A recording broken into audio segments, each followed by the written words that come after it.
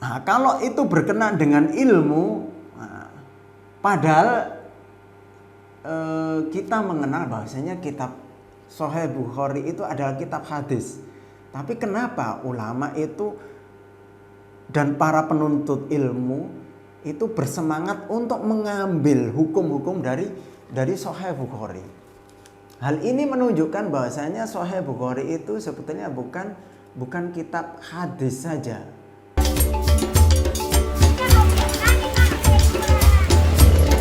Kita di tempat ini untuk berbagi daging kurban yang tadi pagi sudah kita sembelih di sentra pemotongan.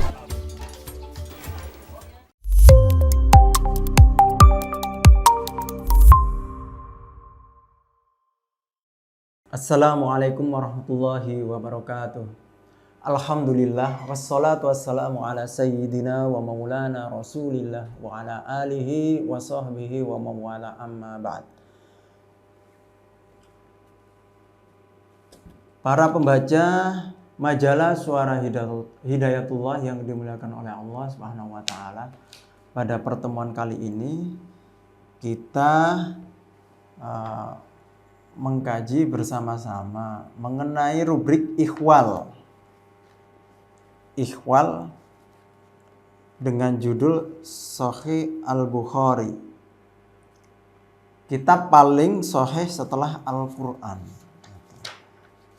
Jadi pembahasan dalam ikhwal kali ini membahas tentang kitab yang sudah sangat masyhur bagi umat Islam.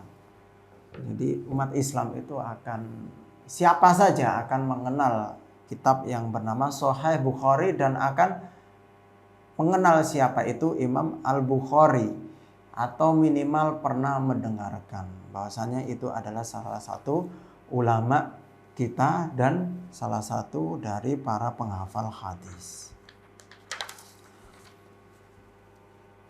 Karena pentingnya kitab ini, umat Islam itu memiliki tradisi yang berkenaan dengan kajian terhadap kitab ini. Terutama kajian Sahih Al-Bukhari di bulan-bulan yang dekat dengan Ramadan hingga sampai bulan Ramadan. Jadi kebiasaan di berbagai negeri umat Islam di Syam, di Mesir maupun di Maghrib serta di Yaman, pada waktu itu umat Islam memiliki kebiasaan bahwasanya di bulan Rajab, Sya'ban, Ramadan, 3 bulan ini konsentrasi untuk membaca Sahih Bukhari. Nah, di situ ada tujuan-tujuan di balik tradisi itu dihidupkan. Kalau di Syam itu banyak dilakukan atau selalu dilakukan di Masjid Umawi yang berada di Damaskus. Jadi para ulama mencatat bahwasanya beberapa ulama yang pernah membaca Sahih Bukhari di Masjid Umawi seperti Ahmad bin Ghalib ini pada tahun 700 Hijriah, juga Ibnu Sarraj ini juga pada tahun 700 Hijriah juga. Ada juga Muhammad bin Mizlak, Hasan bin Muhammad bin Mizlak. Ini juga membaca dan menghatamkan pembacaan Sahih Bukhari di Masjid Al-Umawi.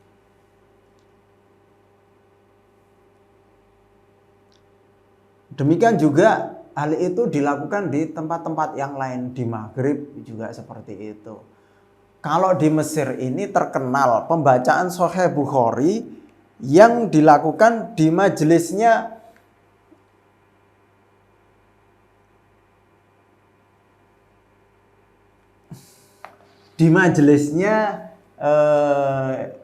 istri dari Imam Ibnu Hajar Al-Asqalani, yaitu Uns Khotun. Ibnu Hajar memiliki seorang istri yang juga mengkaji hadis. Di majelis ini Ibnu Khadr biasanya membacakan Sahih Bukhari di hadapan istri Ibnu Hajar Al-Asqalani. Pada bulan bulan-bulan itu juga. Tapi khusus di kajian Sahih Bukhari di majelis ini, kajiannya itu selesai sebelum bulan Ramadan masuk. Para ulama menceritakan suasana kajian Sahih Bukhari di majelisnya istri Ibnu Hajar Al-Asqalani tersebut, bahasanya ketika majelis itu diakhiri maka dibagikan manisan, makanan-makanan ringan, sehingga siapa saja, anak-anak, tua muda, laki-laki, perempuan itu ikut bersama-sama dalam majelis Sahih Bukhari tersebut. Mereka ikut menikmatinya. Kembali kepada yang kita sampaikan, kenapa para ulama dan penuntut ilmu banyak mengkaji kitab Sahih Bukhari di bulan-bulan itu, Rajab, Sya'ban, Ramadan. Karena mereka memandang bahwasanya bulan Ramadan itu bulan yang dipenuhi dengan amalan, sehingga kita perlu memiliki bekal yang berupa ilmu, sehingga nanti ketika masuk bulan Ramadan itu penerapan ilmu-ilmu itu dilaksanakan. Salah satu caranya yaitu mengkaji kitab Sahih Al-Bukhari. Nah, kalau itu berkenaan dengan ilmu, padahal kita mengenal bahwasanya kitab Sahih Bukhari itu adalah kitab hadis. Tapi kenapa ulama itu dan para penuntut ilmu itu bersemangat untuk mengambil hukum-hukum dari Sahih Bukhari? Hal ini menunjukkan bahwasanya Sahih Bukhari itu sebetulnya bukan kitab hadis saja, mengumpulkan kitab kumpulan hadis-hadis, kemudian dibaca, kemudian selesai dan diriwayatkan. Tidak cuma seperti itu. Jadi para ulama itu ada yang konsentrasi, misalkan ada ulama yang konsentrasi mengumpulkan hadis-hadis untuk fikih saja. Ini yang dilakukan oleh Imam Malik. Imam Malik bin Anas menulis Al-Muwatta, khusus pembahasan kitab-kitab hadis-hadis tentang fikih. Ada juga ulama yang mengumpulkan hadis-hadis khusus membahas tafsir. Ini yang dilakukan oleh Ibnu Jurayj. Ada juga ulama yang khusus mengumpulkan hadis-hadis berkenaan dengan akhlak, dengan masalah hati, yang dilakukan oleh Ibnu Al-Mubarak dalam kitab Az-Zuhud. Ada juga ulama yang mengumpulkan hadis-hadis khusus untuk sirah saja. Ini yang dilakukan oleh Ibnu Ishaq dalam tarikh atau sirah beliau. Nah, sedangkan Imam Bukhari itu mengumpulkan hadis dari berbagai disiplin ilmu ini, baik dari segi tafsirnya, kemudian fikihnya, kemudian akhlaknya, juga sirahnya. Makanya Sahih Bukhari ini sebetulnya nama aslinya itu adalah Al-Jami' Al-Musnad As-Sahih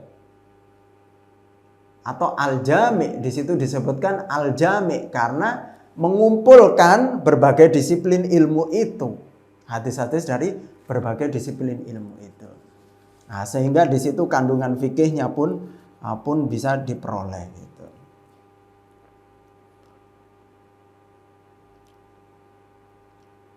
Nah, dan karena keistimewaan Sahih Bukhari di samping menggabungkan beberapa disiplin ilmu berkenaan dengan hadis-hadis yang membahas tentang disiplin-disiplin ilmu itu,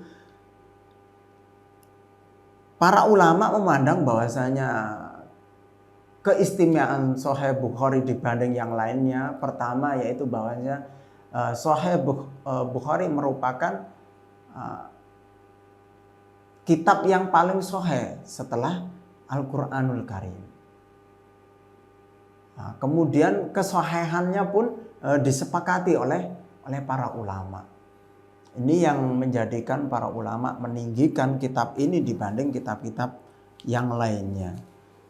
Nah, kita dalam pembahasan ini mengerucut kepada sisi fikihnya sebetulnya dalam Sahih Bukhari ini. Sebetulnya Imam Bukhari ini menulis Sahih Bukhari bukan hanya merekam hadis-hadis itu, kemudian menulis, kemudian meriwayatkan hadis itu, tapi beliau memiliki tujuan yang lain, yaitu memasukkan unsur-unsur fikih, pendapat-pendapat beliau dalam Sahih itu. Makanya para ulama menyebutkan bahwasanya fiqhul Imamil Bukhari fi tarajimihi.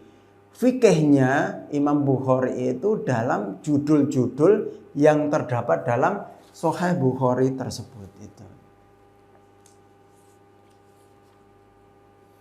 Nah, ini sangat kelihatan sehingga akhirnya para ulama pun melihat pendapat Imam Bukhari dari segi fikihnya, akan melihat dari judul-judul itu.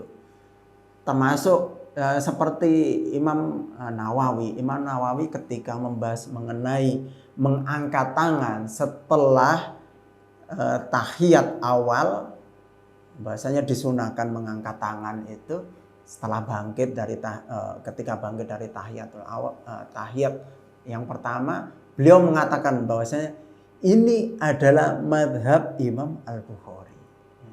Jadi beliau menyimpulkan dari judul yang ada dalam Sahih Bukhari tersebut. Nah, kalau sudah seperti ini berarti kan muncul pertanyaan sebetulnya, Imam Bukhari ini bermadhab apa? Yang masyhur itu ada madhab 4 yang sampai pada kita. Meskipun madhab itu banyak, tapi yang sampai pada kita itu ada madhab 4, yaitu madhab Hanafi, kemudian Maliki, kemudian Syafi'i dan Hambali. Lah Imam Bukhari ini tergolong dalam madhab apa sebetulnya? Apakah beliau mengikuti salah satu madhab ataukah beliau memiliki madhab tersendiri gitu. Jadi para ulama bagaimana menggolongkan Imam Bukhari ini? Ada ulama yang menyebutkan bahwasanya Imam Bukhari ini bermadhab Asy-Syafi'i. Ini disebutkan oleh Imam Tajuddin As-Subki dalam kitab beliau Tabaqat Asy-Syafi'i Al-Kubra. Dalam kitab itu merupakan kumpulan ulama-ulama bermadhab Syafi'i, biografi mereka. Nah, Imam Bukhari dimasukkan dalam kitab tersebut. Argumen yang dilakukan oleh Imam Tajuddin As-Subki kenapa Imam Bukhari digolongkan madhab Syafi'i, karena beliau berguru fikih kepada Imam Al-Humaidi. Imam Al-Humaidi ini adalah murid Imam Asy-Syafi'i. Kemudian beliau juga mengambil periwayatan hadis dari beberapa ulama Syafi'iyah sebetulnya, yaitu seperti Imam Az-Zafaroni gitu. Dan beberapa ulama Syafi'iyah yang lainnya. Ini argumen yang memasukkan kenapa beliau digolongkan kepada mazhab Syafi'i. Tapi ada juga ulama yang lain memasukkan Imam Bukhari dalam mazhab yang lain. Seperti Abu Ya'la.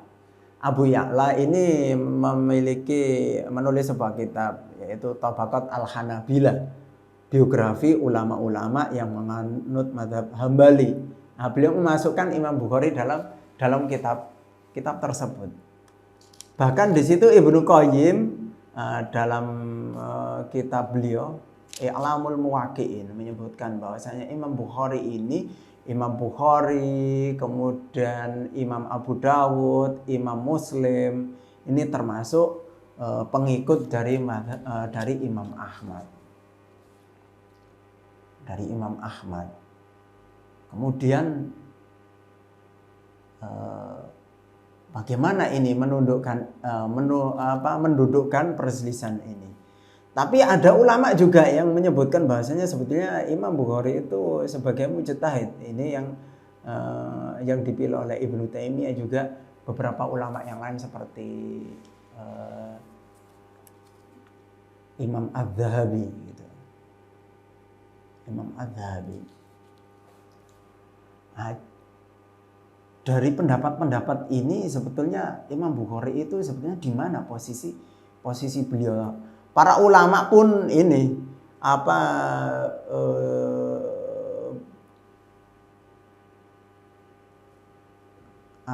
melakukan berdialog. Berdialog maksudnya bertukar pikiran tentang sebetulnya bermadzhab apa Imam Bukhari itu gitu. Jadi kalau memang Imam Bukhari itu digolongkan madzhab Syafi'i hanya karena beliau berguru kepada Imam Al-Humaidi, Imam Bukhari berarti masuk juga madzhab yang lain karena berguru kepada ulama-ulama madzhab yang lain gitu. Jadi argumen ini dinilai tidak terlalu kuat untuk memasukkan seorang itu ke madzhab tertentu berdasarkan madzhab guru beliau.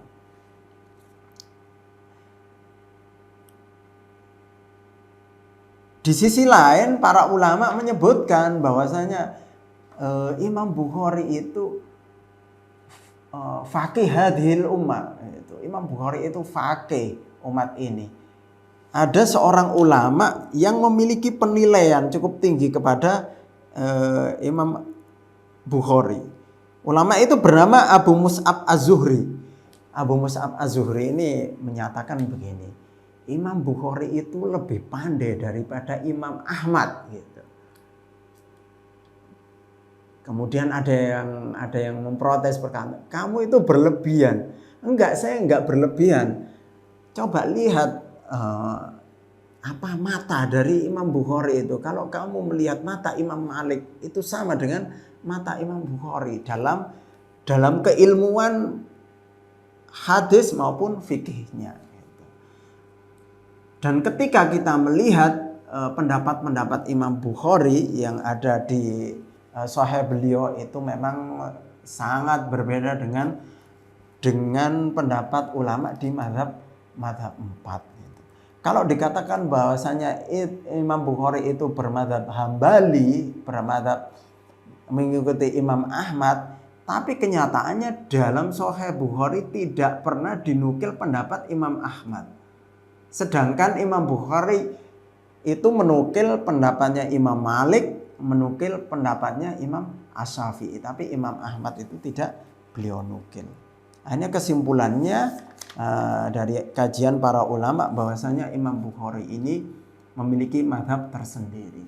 Ketika kita memahami bahwasanya sebetulnya Sahih Bukhari ini bukan hanya hadis, tapi dia ada unsur-unsur fikih, maka kita perlu menyadari bahwasanya ketika kita membaca kitab itu, kita perlu mencermati bahwasanya itu adalah kitab fikih.